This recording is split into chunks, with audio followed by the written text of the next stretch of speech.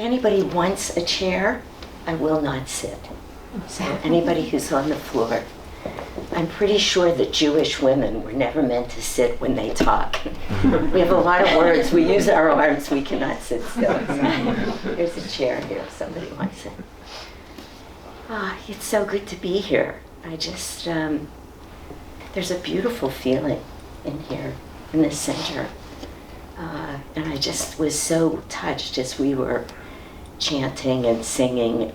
One of the things we had a beautiful program last night up in Thousand Oaks, and I said to them, wherever you go in Ananda, because I've had this great good fortune of being able to travel around to our communities really around the world, but it's always such an extraordinary, it's not just a feeling, it's the truth of being at home.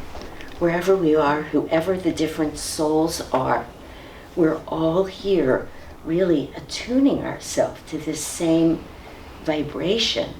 And I just walk into a place and I feel it, but it is very sweet here tonight. It is really particularly sweet. We were meditating, it couldn't have been much more than 5 minutes, and I thought, would it just be odd if I just meditated all night and didn't actually get up and speak? Because really, the essence of what we're going to talk about tonight is the deepest kind of sharing that we can do, which is at that vibrational level. It's not actually with the words necessarily or any of the ways that we try and communicate with people, but really with our vibration. It just came to me when I was listening to the music. This was an incredible task that was handed to Paramahansa Yogananda. It sounds almost silly to say it. And of course, he was an avatar, and there wouldn't be anything that was too much for him. But an avatar has to come to us through a human body, and they have to deal with a lot of the limitations and the issues that we all get to deal with. In large part, they do it so that we can see how to do it. But still, things happen in their life. You remember he said that taking human birth is like having to put on a heavy winter coat on a hot summer day. Now that would be something here. In India, that means even more. The idea of having to put on a heavy winter coat.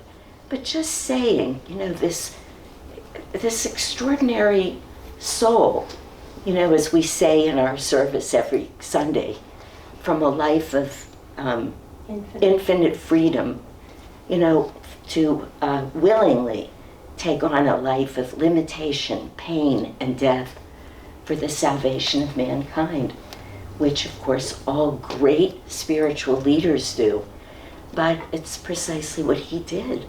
And then, this is my limited human mind, he's 22 years old, he gets put on a boat to come over to the United States, not really knowing a word of English. And he just, from the minute he's on the boat, he's asked to start speaking. Of course, his guru helps. Anybody not yet read the autobiography of a yogi? Okay, wonderful. Even more to look forward to. Many of these stories are in it. It's quite an extraordinary story that he tells, not just of his childhood, but of his relationship to so many great masters.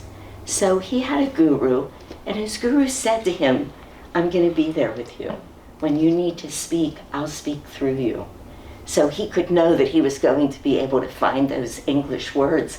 But if you remember, he stood up to speak, and for 10 minutes he didn't say anything until everybody on the boat started laughing. And he realized he couldn't find the English words. And then he said to Sri Yukteswar, who was his guru, you told me you would be here for me. And then all of the words came.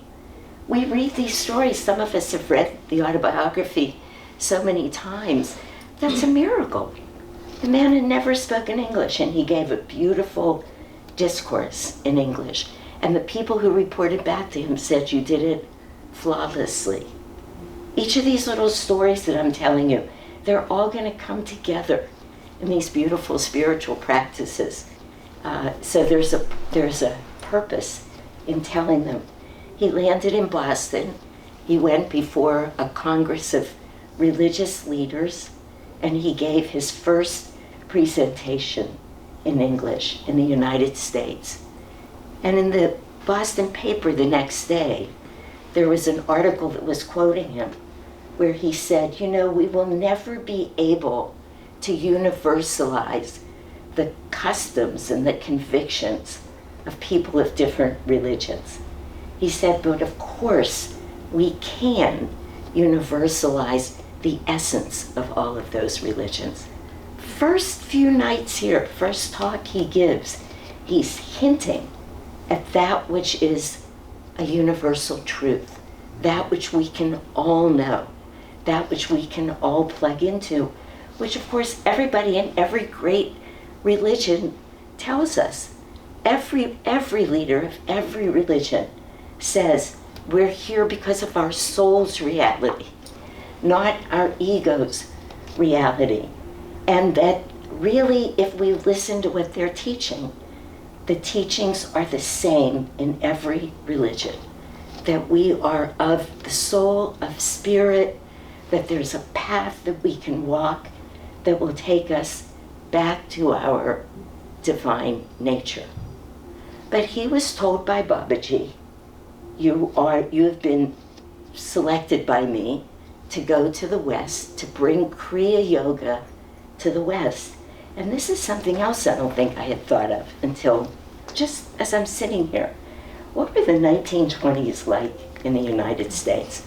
World War I had just ended. It was the roaring 20s. It was like the peak of materialism and playfulness and, you know, I'm trying to think of the name of that dance, and I can't think of it right Charleston? now. The Charleston, thank you. I mean, you know, we all have these images. I was going to start doing it, so someone, then I quickly said to myself, don't do that. You know, you just think of what he was walking into, and he's coming here to bring Kriya Yoga. It's just enormous, and it's also incredible. And one cannot help but say this in any talk about Kriya Yoga, that he came when he did. He lived until 1952. Not all that long ago. As I look around the room, I think there are at least a couple of us, probably just a couple, but still a couple of us, that were actually born before he died. I was 5 years old when he died, and other people were here. It's amazing. Sometimes I say to myself, I lived in the same country as him. We were breathing the same air. Really, it just takes my breath away.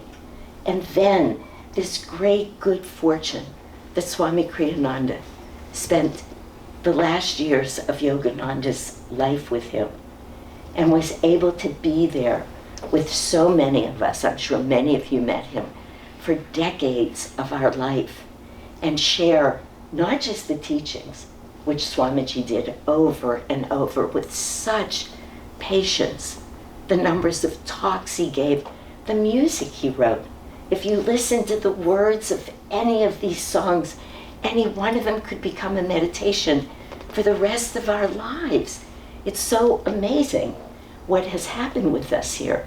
Never mind the books, 150 books, handing us this extraordinary wisdom and knowledge and just nurturing us and encouraging us to follow in their paths, to say, you too, every one of us are here for the sole purpose of finding our soul, S-O-U-L, soul's reality. And we are going to do everything that we need to do to help you. Now, even as I'm listening to myself say these words, I think we can be so in our heads about it. And it's dangerous, because it has nothing to do with our heads. That's not what will help us get there.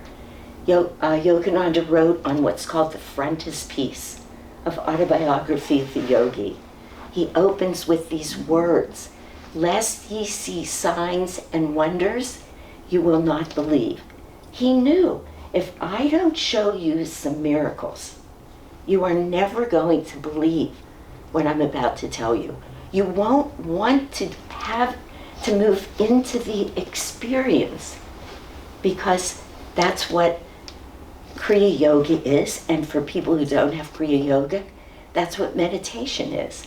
In any form, every type of meditation, and you've all been here before, so I'm going to assume that you know something about meditation, is about some technique that's going to help us get, as Narayana was saying, into our spine.